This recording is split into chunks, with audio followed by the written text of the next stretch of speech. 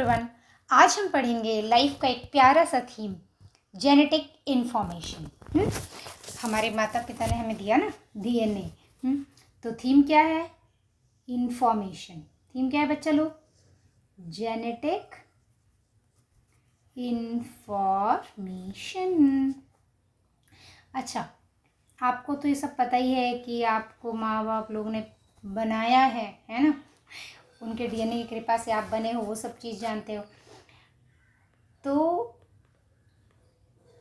आप बन गए, डेवलप हो गए, ठीक है। अब जब आप बन रहे थे, डेवलप हो रहे थे, आपकी बॉडी में बहुत सारे प्रोसेसेस चल रहे थे। चलो एक बहुत सिंपल सा बेसिक सा लाइफ प्रोसेस बताती हूँ कि इसलिए क्योंकि देखो, जो लाइफ के प्रोसेसेस होते हैं ना, simple day to day life में जो चल रहे हैं ना लाइफ के प्रोसेसेस, वो इन्वॉल्व करते हैं expression and transmission of genetic information. Genetic information, देखो मान लो अभी आपने खूब बढ़िया सा पनीर खाया, या फिर जो भी खाया हो, आप जानते हो क्या खाया है। उसे पचाने के लिए आपको एंजाइम्स चाहिए। एंजाइम्स तो बाबा रे प्रोटीन होते हैं, और वो एंजाइम्स प्रोटीन हैं, उन्हें कोई सेल बनाएगा। कोई भी सेल नहीं बना देगा। जो जैसे पैंक्रियाज के एंजाइम है, पैंक्रियाज के सेल ने बनाया है ना। अब वो सेल ने कैसे बना लिया भाई कि हम खाना खा रहे हैं, हमें पचाना है, तो एंजाइम्स बन गए।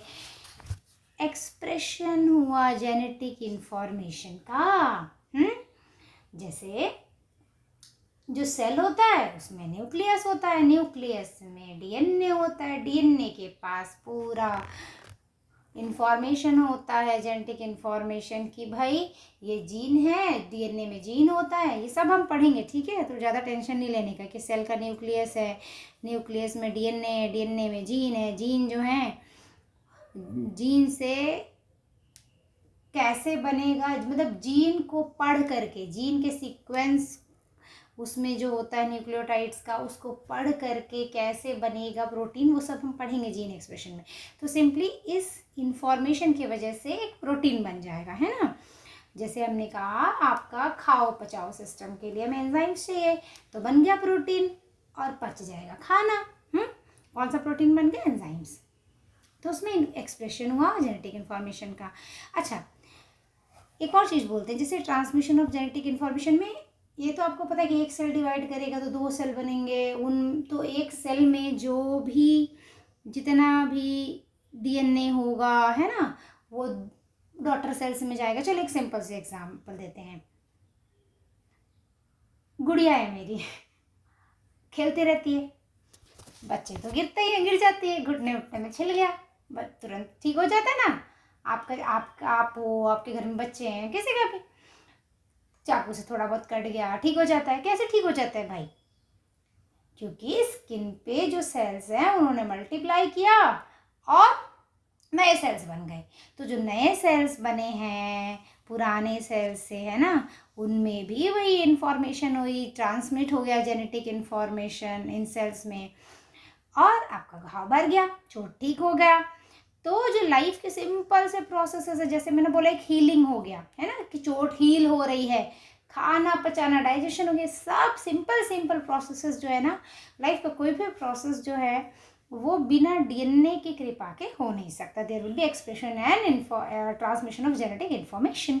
अच्छा, डीएनए तो बेरंग है, ठीक है, और इनको रंगने के लिए डाई चाहिए। और वो आप जैसे, आप एक बात बताती हूँ, पहले देखो एक सेल है, हमारे बॉडी का कोई भी सेल ले लो भाई, उसमें ये जो हमारा जेनेटिक इन्फॉर्मेशन जो माता पिता ने दिया था डीएनए, है ना, अभी हमारे पास जो है वो ऐसे लूज धागा पड़ा है। देखो ये देख रहे हो कैसे पड़ा है लूज, ये क्रोमैटिन होता है, ठीक, ये पर्पल धागे दिख रहे क्रोमैटिन। अच्छा, ऐसे डीएनए पर्पल नहीं होता है, कलरफुल नहीं होता है, रंगीन नहीं होता है, रंगहीन होता है। अच्छा, तो ये जो डीएनए है ना, ये क्रोमैटिन के फॉर्म में पड़ा है। जब एक सेल डिवाइड करेगा उस समय ये कंडेंस हो जाएगा और क्रोमोसोम बन जाएगा, ठीक। और क्रोमोसोम्स फिर और रेप्लिकेशन होगा, डीएनए रेप्लिकेशन सब पढ़ेंगे। तो ये दो दिख रहे हैं ना स्ट्रैंड्स, ये हो जाएंगे, फिर डॉटर सेल्स बनेंगे तो उनमें चले जाएंगे, आधे आधे सब पढ़ेंगे हम लोग। लेकिन एक नॉन डिवाइडिंग सेल में क्रोमैटिन के फॉर्म में क्यों रहता है भाई, क्यों इतना लूज स्कैटर्ड पड़ा हुआ ऐसे तैसे? ऐसा इसलिए क्योंकि लूज रहेगा जब ये, तो जो एंजाइम्स है ना बेटा, किस चीज़ के लिए, जो सेल की मशीनरी है, क्या करने के लिए, यही है जेनेटिक एक्सप्रेशन के लिए, वो काम कर पाएगी। जैसे आपको प्रोटीन चाहिए था खाना पचाने के लिए, ठीक है, तो वो प्रोटीन आपको चाहिए, तो ये जो क्रोमैटिन है ये ऐसे लूज पड़ा हुआ है, इसमें एंजाइम्स गए डीएनए से बढ़िया आरएनए बना, आरएनए से प्रोटीन बन गया, जीन एक्सप्रेशन जिसे बोलते हैं, पढ़ेंगे बाद में। तो वो तभी होगा जब डीएनए जो है लूज फॉर्म में पड़ा रहेगा, तभी सेल की मशीनरी वहाँ जा करके, मशीन मतलब यही एंजाइम वगैरह दुनियादारी, ठीक है, और ये अपना काम धंधा कर लेगी और आपका जो चीज़ चाहिए जैसे एंजाइम चाहिए वो बन जाएंगे, ठीक। लेकिन जब एक सेल डिवाइड करता है ना बेटा, तो उस समय हमें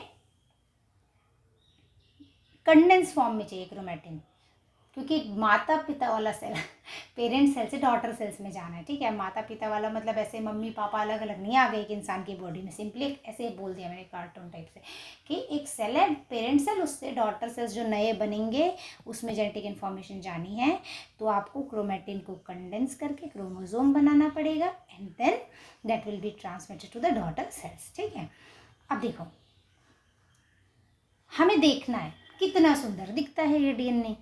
तो जैसे हमने गार्लिक, लहसुन के रूट टिप, गार्लिक के रूट टिप के सेल्स लिए, उन्हें रंग दिया। अब यहाँ भी किसी ने रंगा, यहाँ भी किसी ने रंगा। ये जिनके प्रेम में रंगे वो डाई थी ओरसीन इथेनोइक स्टेन, इन्होंने पर्पल टाइप का रंग दिया। ये जो डाई होती है ना पर्पल रेड टाइप का कर देती है। आपको स्टेन का रंग नहीं जानना है, मैंने सिंपली ऐसे बोला कि ये किसी और के प्यार में रंगी, ये किसी और के प्यार में रंगी, टॉलिडियन ब्लू के प्यार में, तो इन्होंने नीला बना दिया। बस गाना ये, मेरे रंग में रंगने वाली डीएनए हो तुम, न्यूक्लियोटाइड की कहानी। अच्छा, स्टेन्स के नाम से आपको कोई मतलब नहीं है, ये हो गया, ठीक। तो आपने देख लिए प्यारे प्यारे क्रोमोसोम्स कब, ये देखो डिफरेंट स्टेजेस हैं सेल डिवीजन की, सब हम बाद में पढ़ेंगे। हमें लहसुन का प्यार देख लिया हमने स्टेन्स के लिए, चलो ये हो गया।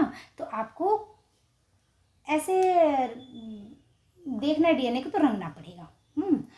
अब बात करते हैं कि मम्मी पापा, मम्मी का ये फीमेल गैमिट, पापा जी का मेल गैमिट, दोनों मिल गए, बन गया जाइगोट जी, ठीक है। एक चीज़ और, बच्चे सोचते हैं एग सेल का फर्टिलाइजेशन हो गया, फर्टिलाइजेशन होता है सेकेंडरी साइट का, रिप्रोडक्शन में पढ़ेंगे बच्चा लोग, ठीक है।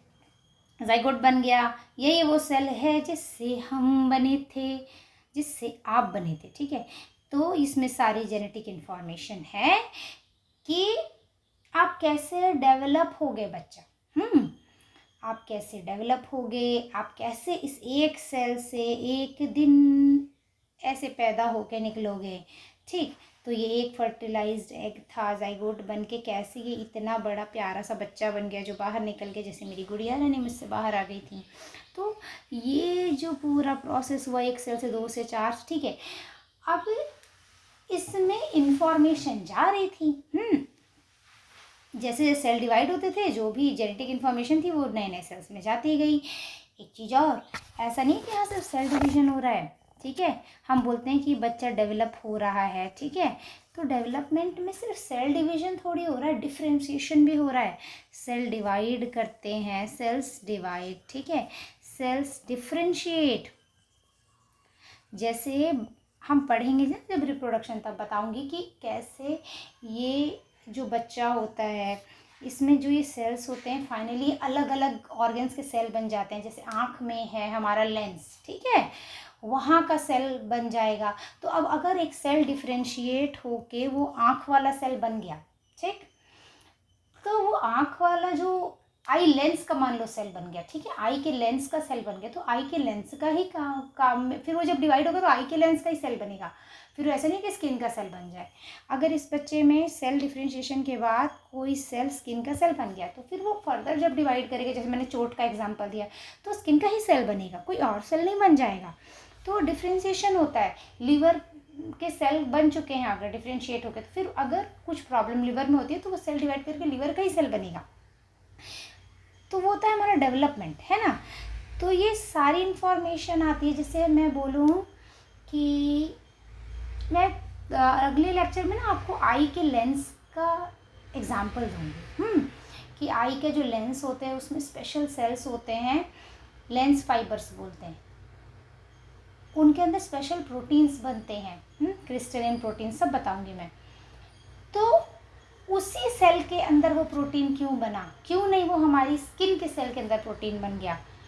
इन्फॉर्मेशन थी जीन्स के अंदर, लेकिन वही क्रोमोसोम्स तो हर सेल में हैं। आप बोलोगे कि हमारी बॉडी के सब सेल में, वैसा ही तो जेनेटिक इन्फॉर्मेशन तो ऐसा क्यों हो गया कि स्किन में कुछ और चल रहा है, के लेंस में कुछ और चल रहा है, लिवर में कुछ और चल रहा है, कॉर्निया में कुछ और कहानी थी, सब जगह कुछ और बातें हो रही थी, ठीक है। ऐसा क्यों, वो ये डिपेंड करता है कि किस जगह कौन सा जीन एक्सप्रेस होगा, ठीक। बहुत सारे जीन्स होते हैं डीएनए में, किस सेल में कौन सा जीन एक्सप्रेस होगा, ये पूरे जो इवोल्यूशन में दुनिया भर की कहानी चली ना, कि क्या डिफ्रेंशिएट हो क्या नहीं, ये सब हम बाद में पढ़ेंगे, पर ये सब डेवलपमेंट का हिस्सा है, ठीक।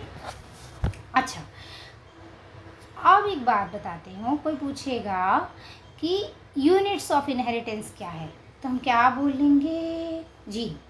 जीन ही है यूनिट ऑफ इनहेरिटेंस, क्योंकि इसी में इंफॉर्मेशन है, ठीक है। डीएनए में जीन्स भी होते हैं और जो कोड करते हैं किसी प्रोटीन वगैरह के लिए या आरएनए वगैरह के लिए, और नॉन कोडिंग रीजन भी होता है। सबको मिला के हम मतलब सबको मिला के हम क्या बोलेंगे, DNA, coding region, non coding region, सब। लेकिन जो इनहेरिटेंस का यूनिट है वो होते हैं हमारे जीन्स, जो पेरेंट्स से ऑफस्प्रिंग में जाते हैं। और किसी एक सेल के अंदर क्या क्या मॉलिक्यूल बनना है, वो सारा इन्फॉर्मेशन अलग अलग जीन्स कैरी करते हैं।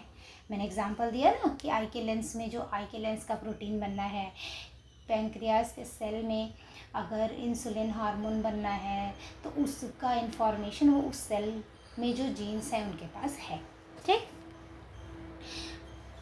और हमें एक और चीज़ देखनी चाहिए, प्यारा सा ये डीएनए का मॉलिक्यूल, डबल हेलिकल स्ट्रक्चर होता है डीएनए, 2 स्ट्रैंड्स होते हैं इसमें, ठीक है, जो डिफरेंट न्यूक्लियोटाइड्स के बने होते हैं। ये न्यूक्लियोटाइड किस चीज़ का बना है, एक फॉस्फेट ग्रुप हो गया, एक शुगर हो गया, पेंटोज शुगर, जो कि डीएनए में डीऑक्सीराइबोज होता है। आरएनए जब हम पढ़ते हैं तो उसमें राइबोज शुगर होता है, हम पढ़ते हैं ना। फिर नाइट्रोजनस बेसेस हो गए, एडेनिन, ग्वानिन, साइटोसिन, थाइमिन, ठीक। अब मान लो कि ये जब तीनों चीज़ें जुड़ जाती हैं तो बन जाता है न्यूक्लियोटाइड, और डिफरेंट न्यूक्लियोटाइड्स ऐसे अरेंज रहते हैं, एक सीक्वेंस होता है, पर्टिकुलर सीक्वेंस, और वही सीक्वेंस में लगे हैं और हमारा बन गया डीएनए का एक स्ट्रैंड, ये दूसरा स्ट्रैंड, ठीक है। पूरा अच्छे से बाद में पढ़ेंगे कि डीएनए का क्या स्ट्रक्चर है क्या नहीं है। न्यूक्लियोटाइड का एब्रीविएशन भी यही होता है जो नाइट्रोजनस बेसिस का एब्रीविएशन होते हैं, TGC, ठीक है।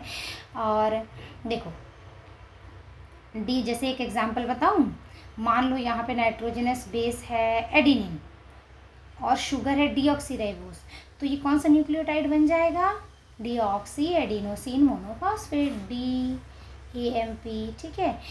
ये जैसे ये हो गया, ये DAMP है, ठीक, DAMP। तो ये है ये सब है हमारे क्या,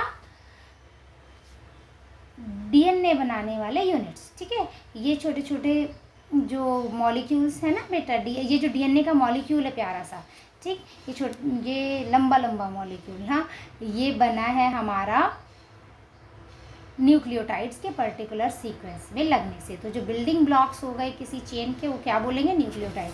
तो न्यूक्लियोटाइड ही है बिल्डिंग ब्लॉक्स ऑफ डीएनए, ईटा। इस मकान को बनाने वाले ईंट यही है। और एक पर्टिकुलर सीक्वेंस होगा, वो ही डिसाइड कर देंगे कि कौन जीन है। मैं बोलूँ ये जीन है पर्टिकुलर किसी चीज़ को बनाने का, तो उसमें एक पर्टिकुलर सीक्वेंस में न्यूक्लियोटाइड्स लगे होंगे। अगर थोड़ा भी आगे पीछे हुआ, एक की जगह जी आ गया, जी की जगह सी आ गया, मान लो कुछ म्यूटेशन हो गया, तो फिर पूरी कहानी बदल जाएगी। फिर वो उस जीन से वो प्रोटीन बनने से रहा है ना। जैसे मान लो मैं बोलूँ चूहे की स्पेलिंग, ठीक, RAT, रैट, ठीक। अब इसको आप ART बना दो, आर्ट हो गया, TAR हो गया, टार हो गया, ठीक है। तो सबका अलग अलग मतलब है ना बेटा। तो ऐसे ही न्यूक्लियोटाइड भी आगे पीछे होने से पूरा जीन ही बदल जाता है, ठीक। चल, तो इतना हमने पढ़ा इस लेक्चर में। अब हम अगले लेक्चर में क्या पढ़ लेंगे? जीन एक्सप्रेशन अच्छे से पढ़ेंगे ना। मेरे बच्चा पार्टी लोग, बाय बाय। नहीं बाय नहीं, एक चीज़ और बतानी थी।